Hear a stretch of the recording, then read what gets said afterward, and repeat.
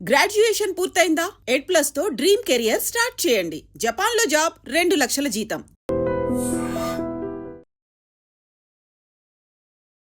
నమస్తే, welcome to I dream weekend update with Kavitha.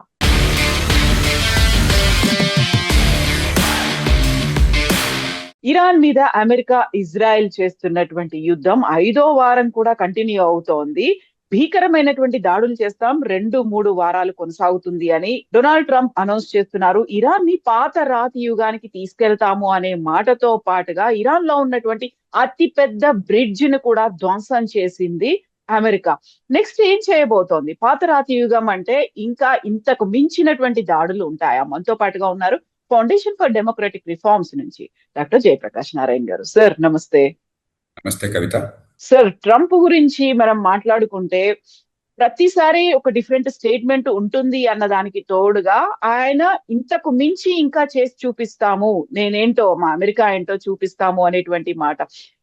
Next ఏంటి sir? అసలు Iran కూడా అదే చాలా క్లియర్ గా చెప్తుంది, మాది 6,000 సంవత్సరాల చరిత్ర, మాది మీది ఆఫ్టర్ ఆల్ 2,250 సంవత్సరాల చరిత్ర అనేది. సో ఇరాన్ కూడా అంతే స్ట్రాంగ్ గా ఉందా?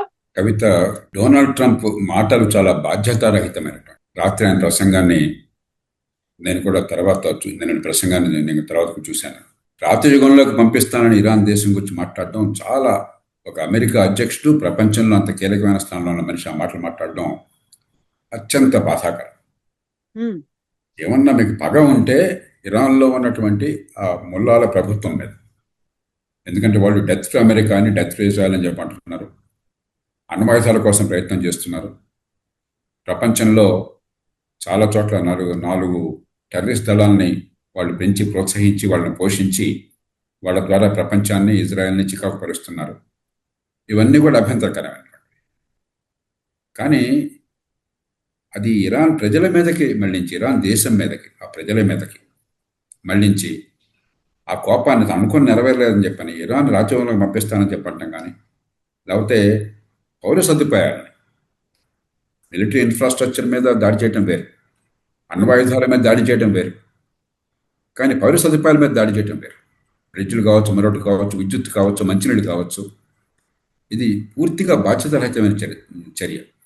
ప్రపంచానికి పరోక్షంగానో ప్రత్యక్షంగా నాయకత్విస్తున్నట్టు అమెరికా ఇలా ప్రవర్తిస్తే ఇంకా ప్రపంచానికి దిక్కెక్కడ? ఓ పక్కనేమో సరిగ్గా లోతుగా ఆలోచించకుండా హడావిడిగా యుద్ధంలోకి దిగి ఆ హార్మోన్ స్టేట్ మూతపెడితే ప్రపంచమంతా అల్లకల్లోలం అవుతుంది. డొనాల్డ్ ట్రంప్కి తన రాజకీయ భవిష్యత్తు, తన పార్టీ రాజకీయ భవిష్యత్తు, ఎన్నికల ఫలితాలు తప్ప ప్రపంచం ఎట్లా అయిందన్నది ఏమాత్రం పట్టడం లేదు. అంటే సమస్య సృష్టించింది వాళ్ళు, పరిష్కారం మాత్రం నాకు అనవసరం, మీ చావు మీరు చావండి అంటున్నాడు. మన కన్యాశుల్కంలో అగ్నిహోత్రోధాలను అంటాడు, కూతురి పెళ్లి బాల్య వివాహం చేయడానికి సంకల్పిస్తే భార్య మిగతా వాళ్ళు వద్దని చెప్పంటే తాంబూలాలు ఇచ్చేసాను, తన్నుకు చావండి అని చెప్పాను. ఈయన తీరు అట్లా ఉంది. చేసినంత ఆయన. యుద్ధానికి అనాలోచితంగా, తొందరపాటుతో దిగింది తాను. యుద్ధం పర్యవసానం వల్ల ప్రపంచం మొత్తం అల్లకల్లం అవుతుంది. అమెరికాకి పెద్ద ఇబ్బంది ఉండదు. అమెరికాకి ఏం నష్టం? ఎందుకంటే అమెరికాకి వాళ్ళ అవసరాన్ని మించిన ఉత్పత్తి ఈ ముడి చమురు కానీ, లేకపోతే ఇంధనం కానీ ఉన్నది. అమెరికా ఆర్థిక వ్యవస్థ చాలా పటిష్టంగా ఉంది ప్రస్తుతం. ప్రపంచం అంతా అల్లకల్లోలమైన అమెరికాకి ఇబ్బంది లేదు. కాబట్టి మాకు ఇబ్బంది లేదు. కాబట్టి నాకు కావాల్సిన నా రాజకీయమైన, నా ఎన్నికల ఫలితాలు తప్ప నేను సమస్యను సృష్టిస్తాను, మీ బతుకుని అందరికీ గందరగోళం చేస్తాను, మీ చావు మీరు చావండి అని చెప్పంటే అంతకంటే దారుణం ఇంకేమైనా ఉందా? సరే, ఇరాన్లో బాధ్యత రాహిత్యం మనకు తెలిసింది. ఇరాన్లో ముల్లాలు వాళ్ళ ప్రజల ఉన్నతి కోరుకున్నట్టయితే అసలు వాళ్ళ ప్రవర్తనలో ఉండేది కాదు గత 50 సంవత్సరాలు. వాళ్ళ ప్రజల ఉన్నతి కంటే అయితే వాళ్ళ అధికారం, లేదంటే వాళ్ళు నమ్మినటువంటి మత విశ్వాసాలు అవే ముఖ్యంగా అనుకుంటున్నారు. కాబట్టి వాళ్ళు ఏమంటున్నారు మొదటి నుంచి, మీరు గనక మా మీద ఇలా దాడి చేస్తే మేము మధ్యప్రాచ్యంలో, గల్ఫ్ దేశాల్లో ఉన్నటువంటి ముడి చమురు నిల్వల మొత్తాన్ని నాశనం చేస్తాం, ఇంధన నిల్వలని మొత్తాన్ని నాశనం చేస్తాం, చివరికి మంచినీళ్లకు అందించేటువంటి డీసెలినేషన్ ప్లాంట్స్, అక్కడ మంచినీళ్ళు దొరకవు ఎడారంతా. కాబట్టి చాలా మేరకు సముద్రంలో ఉన్న ఉప్పు నీళ్ళని మంచినీళ్ళుగా మార్చడమే ఆధారపడిన దేశాలు అవి. ఆ మొత్తాన్ని ధ్వంసం చేస్తాం. అంటే అక్కడ లక్షల మంది ప్రజలు చచ్చినా పర్లేదు, మేము మాత్రం అలా చేస్తూ ఉంటారు. ఇరాన్ చేయడం తప్పే, కానీ అమెరికా బాధ్యత గల ప్రభుత్వం, ప్రపంచానికి నాయకత్వం ఇస్తున్నది, ప్రపంచంలో అపార ప్రభావం చూపెడుతుంది, ఒక సూపర్ పవర్. సమస్యని సృష్టించి మీ చావు మీరు చావండి అని చెప్పని ఇరాన్ మొత్తం దేశాన్ని ఆ కోపంతో, కసితో, మాటలొంగట్లేదని చెప్పని కోపంతో, కసితో భస్యం పట్ల చేస్తానంటాం పూర్తిగా బాధ్యతారహితమైన చర్య. దాన్ని మనంతా గ్రహించాలి. సో మీరు ఎంతలా దాడి చేస్తారో మా అంతకు మించి మేము సిద్ధంగా ఉన్నాము, ప్రజలందరూ కూడా మిలియన్ల సంఖ్యలో రెడీగా ఉన్నారు అని ఇరాన్ కూడా అలాగే ముందుకెళ్తుంది. 6,000 సంవత్సరాల హిస్టరీ ఉంది అంటే ఎక్కడ ఇప్పటిదాకా ఇరాన్ మీద ఏ ఒక్క దేశం కూడా ఇంతలా అటాక్ చేయలేదు, ఇరాన్ ని కాంకర్ చేయలేదు, ఇరాన్ ఓడిపోయింది అనేటువంటి చరిత్ర లేదు. ఇవన్నీ తెలియకుండానే, అంటే ప్లాన్ ఏలు ప్లాన్ బీలు లేకుండా, ఏ స్ట్రాటజీ లేకుండానే ట్రంప్ వెళ్ళిపోయారంటారా? అసలు సమస్య అదే కవిత. ఇప్పుడు ఇరాన్లో ప్రభుత్వాన్ని దించాలని కోరుకోవటం కానీ, ఇరాన్లో ప్రభుత్వం దుడుకుచర్యలను అదుపు చేయడం కానీ అది ఏ రకంగానూ తప్పు కాదు. చాలామంది ఇది చట్టబద్ధమా కాదా, నైతికమా కాదా అంటే సమస్య నైతికమో చట్టబద్ధమో కాదని కాదు. సమస్య ముందు చూపు లేకుండా అంత బలము అంతటి సైనిక పాఠం అన్నటువంటి అమెరికా దుందుడుకుతో దుస్సాహసం చేసింది. దిగాక మనం తర్వాత చర్యలు ఏమిటి, అనుకున్నట్టు వెంటనే జరగకపోయినట్టయితే ప్రపంచానికి వచ్చే ప్రమాదం ఏమిటి, నష్టం ఏమిటి, కాబట్టి దౌత్యంతోనే పరిష్కారం చేయడం మంచిదా, యుద్ధంలో దిగడం మంచిదా, ఈ ఆలోచన లేకుండా, ప్రపంచాన్ని సమాయత్తం చేయకుండా, ఇతరుల మద్దతు లేకుండా, ఊరికి ఆనాడు ఈ నిఘా విభాగం వాళ్ళు చెప్పారు అగ్రనాయకుడిని చంపే అవకాశం దొరికింది కాబట్టి ఆయన చంపారేస్తే సఫా చేస్తే అంతా అయిపోతుందని చెప్పిన భ్రమలో దిగారు. సరే, ఆ తర్వాతైనా కూడా మీ మాటల్లో కానీ మీ ప్రవర్తనలో కానీ దౌత్యానికి దారి తీసేట్టుగా ఉంటే అది ఒక రకం.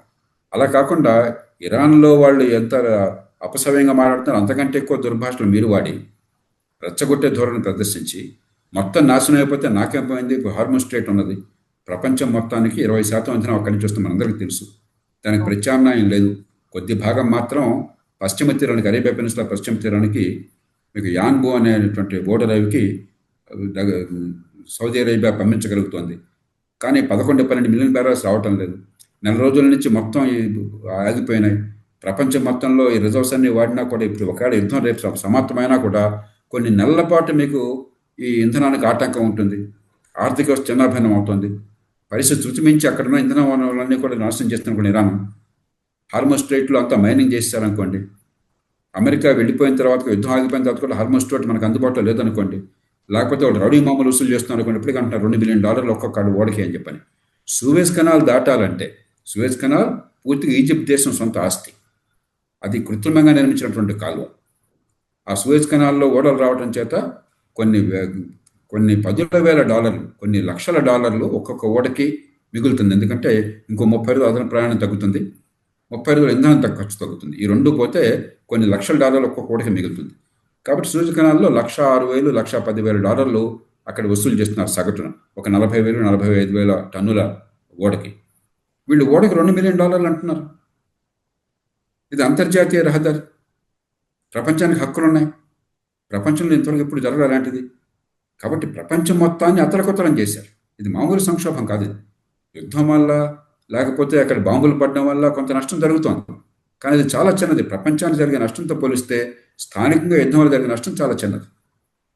ఇవాళ చైనా కావచ్చు, భారత్ కావచ్చు, ఆగ్నేయేషియా కావచ్చు, జపాన్ కావచ్చు, యూరప్ కావచ్చు, సరే దాడులకు ప్రత్యక్షంగా గురవుతున్న మధ్యప్రాచ్య దేశాలు కావచ్చు, అక్కడ గల్ఫ్ దేశాలు కావచ్చు, తీవ్ర సంక్షోభంలో ఇరుక్కుపోయినాయి. వాళ్ళు ఏ పాపం ఎరగరు, వాళ్ళకేం సంబంధం లేదు. మనకేం సంబంధం ఉంది, చైనాకేం సంబంధం ఉంది.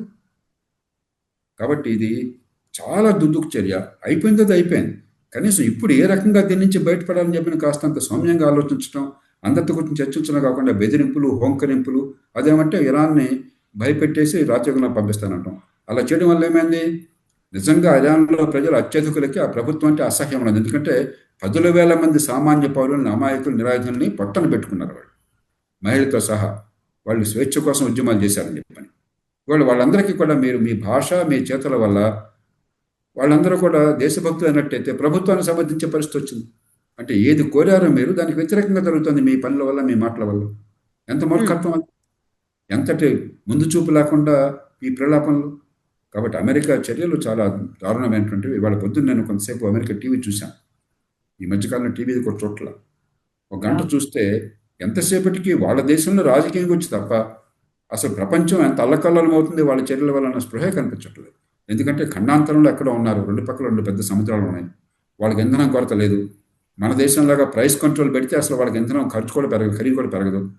వాళ్ళు ప్రపంచ మార్కెట్తో సమానంగా రేట్లు పెరుగుతాయి కాబట్టి గ్యాస్ స్టేషన్లో వాళ్ళకి రేట్లు పెరుగుతాయి తప్ప అమెరికాకి రేటు కూడా పెరగక్కర్లేదు. ఎందుకంటే వాళ్ళ ఉత్పత్తి వాళ్ళ దేశోత్సవాలకు పుష్కలంగా సరిపోతుంది.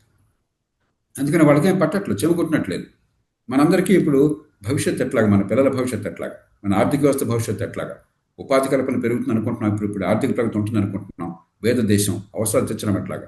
ఇంకొక 2-3 వీక్స్ అనేది ఇలాగే భీకరంగానే దాడులు జరుగుతాయి అని చెప్పిన వెంటనే కూడా ఇరాన్ లో ఉన్నటువంటి అతి పెద్ద బ్రిడ్జ్ మీద అటాక్ చేశారు. నిన్న వాళ్ళకు ఫెస్టివల్ జరుపుకుంటున్న దాని మీద కూడా అటాక్ జరగడము అంటే అక్కడ నిజంగా అమెరికా మీద తీవ్ర స్థాయిలో వ్యతిరేకత అనేది ఇప్పుడు ఇరాన్ నుంచి వచ్చింది. గతంలో డొనాల్డ్ ట్రంప్ అదే మాట అన్నారు, మీరు వీధుల్లోకి రండి, మేము మీకు హెల్ప్ చేస్తామని. ఇప్పుడు అదే వీధుల్లోకి వస్తున్నారు, అమెరికాకి యాంటీగా ఉన్నారు.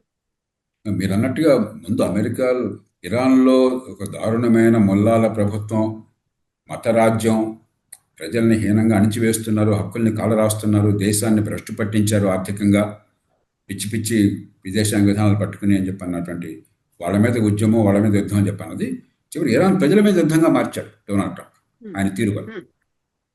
కాబట్టి ఆ రకంగానూ వ్యూహంగా వాళ్ళ లక్ష్యాలు చదివాయి.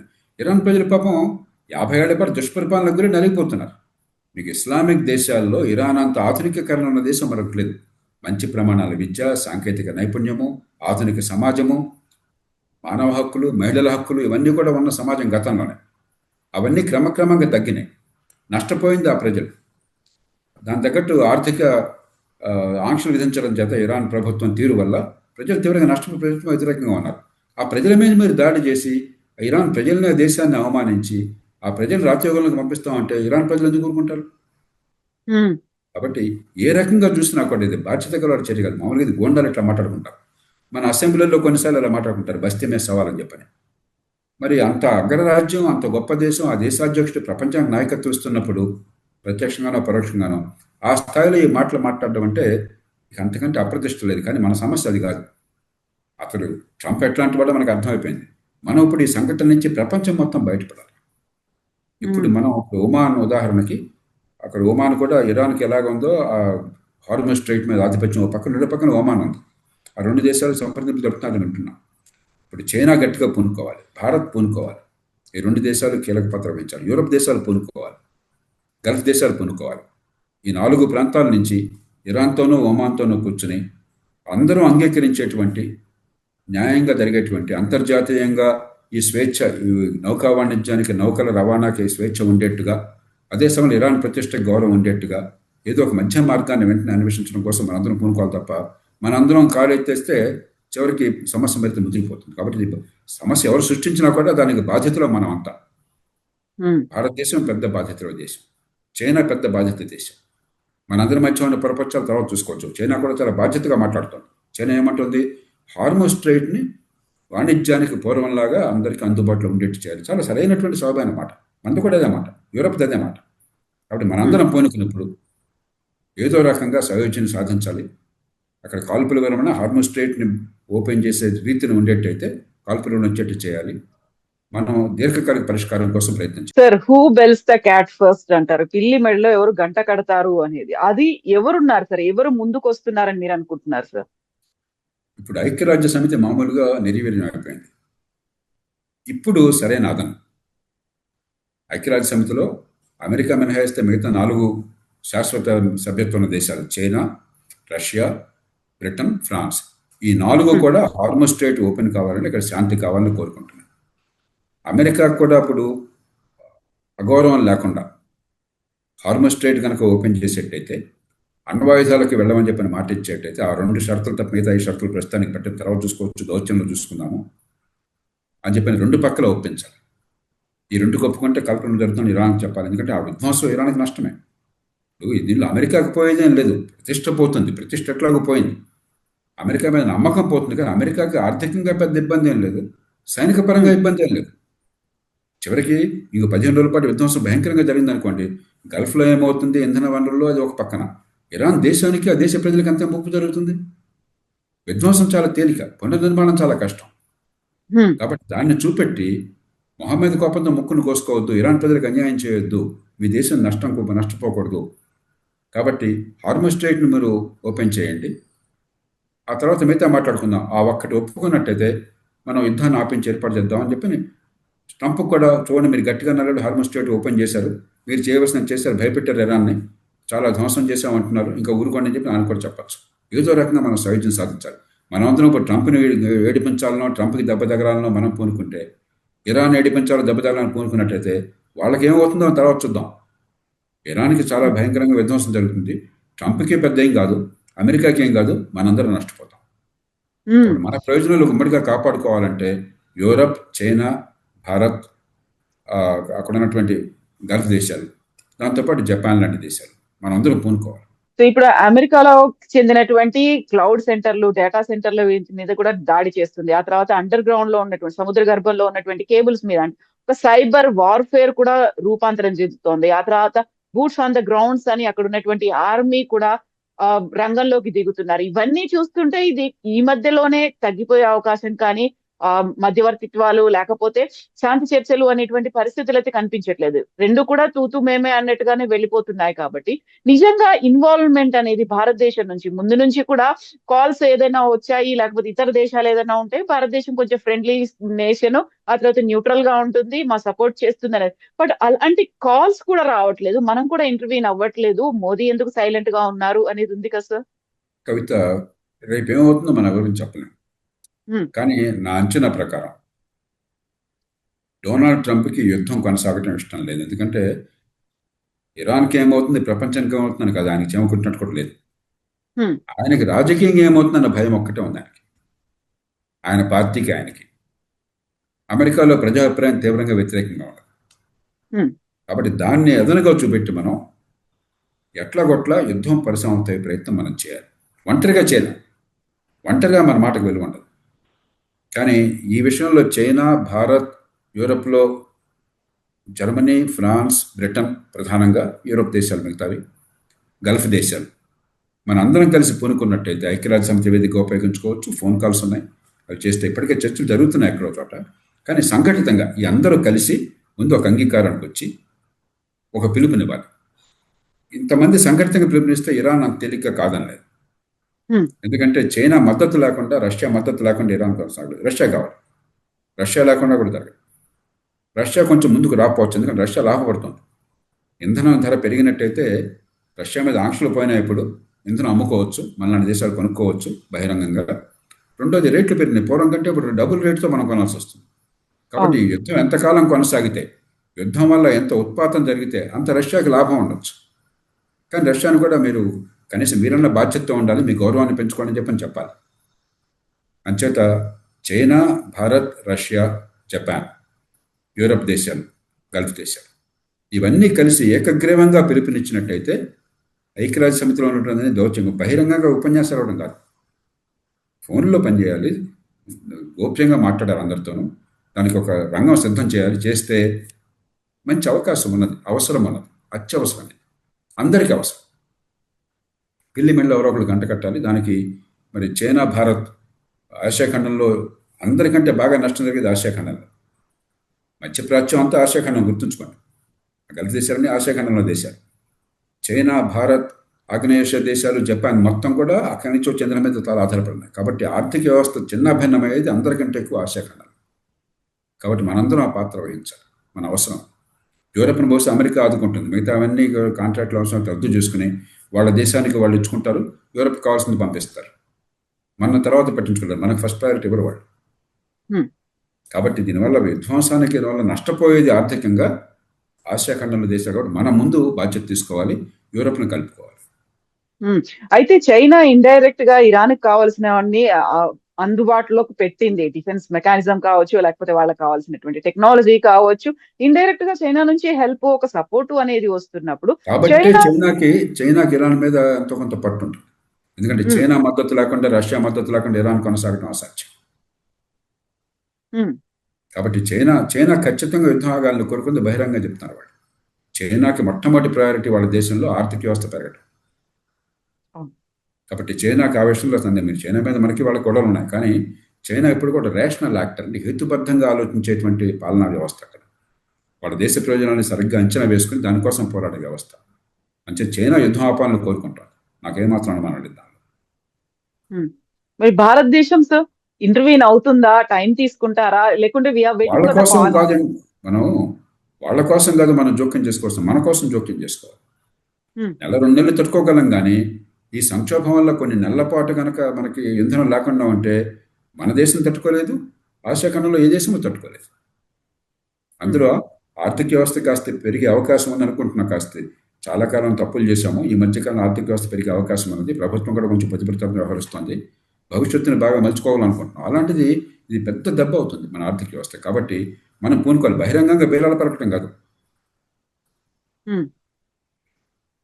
హడావిడి లేకుండా చైనాతో మాట్లాడాలి, జపాన్తో మాట్లాడాలి, యూరోప్ దేశాలతో మాట్లాడాలి, గల్ఫ్ దేశాలతో మాట్లాడి ఊకుమ్మడిగా ఒక దేశం ముందుకు వస్తున్నట్టు కాకుండా, ఏదో మనం పెద్దరికం వస్తున్నాం కాకుండా, మన అందరం కలిసి అటు ఐక్యరాజ్య సమితిని ఇతర వేదికలను వెంటనే ఉపయోగించుకుని క్షణాల మీద గంటల మీద మనం అందరం ఉమ్మడిగా కనుక ఒక ప్రణాళిక ఇచ్చినట్టయితే దౌత్యపరంగా గోప్యంగా ఈ రెండు దేశాలతో మాట్లాడితే అటు అమెరికాతోనూ ఇటు ఇరాన్తోనూ పరిష్కారానికి అవకాశం.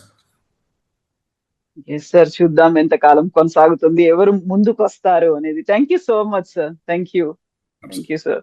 And for more videos, Please subscribe to iDream. Please subscribe to iDream. Please subscribe iDream. And please subscribe to iDream. For more videos, subscribe to iDream.